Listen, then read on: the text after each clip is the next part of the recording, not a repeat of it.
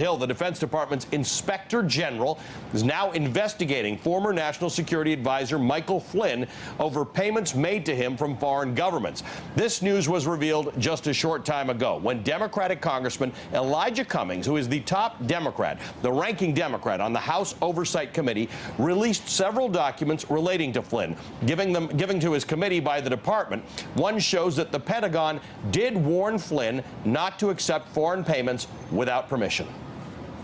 This new DIA letter counters the suggestion made by General Flynn's attorney on Tuesday that General Flynn followed the appropriate procedures when he accepted foreign funds for his trip to Moscow in 2015 and dined with the Russian President Putin. Now, Cummings went on to say how frustrated Democrats are, claiming that they are getting no help whatsoever from the administration. This week, the White House refused, absolutely refused, to produce even a single document, not a single document, in response to the bipartisan document requests that I sent with our Republican chairman. Not one syllable. I watched Sean Spicer make all kinds of excuses about how hard it would be to comply with our requests. Come on, man. Come on, man, is what I think a lot of people have been thinking, Kelly O'Donnell, when we've watched the White House tap dance around the fact that the Republican and the Democrat, the two top members of the Oversight Committee, sent a very reasonable letter to the White House asking for very specific things, and the response was, no, we can't.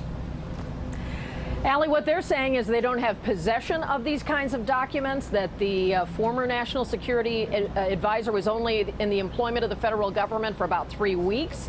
And politically, they want to keep their arm's length as much as possible from General Flynn, who has created such a cloud over the administration with his contacts with Russia and, of course, the larger issues related to Russia and interference in the 2016 campaign and questions about any contacts with Trump associates during 2016 and Russian operatives. All of that still being investigated. Flynn is sort of the face of this because he held such an important position for the transition team, the campaign, and then in the early days of this White House. What the committee in Congress is saying is that there was documentary evidence that Flynn, as a flag officer, a retired general, had been given the warning that you cannot receive payments from foreign governments. That's part of the rules. That is something that they say was spelled out to him. And while his lawyer says that he had discussions with the Department of Defense and the Defense Intelligence Agency, which he ran, about his visit to Russia and that there were no questions or concerns raised, what the committee is saying is that he did not fully comply with informing the proper channels that he received payment.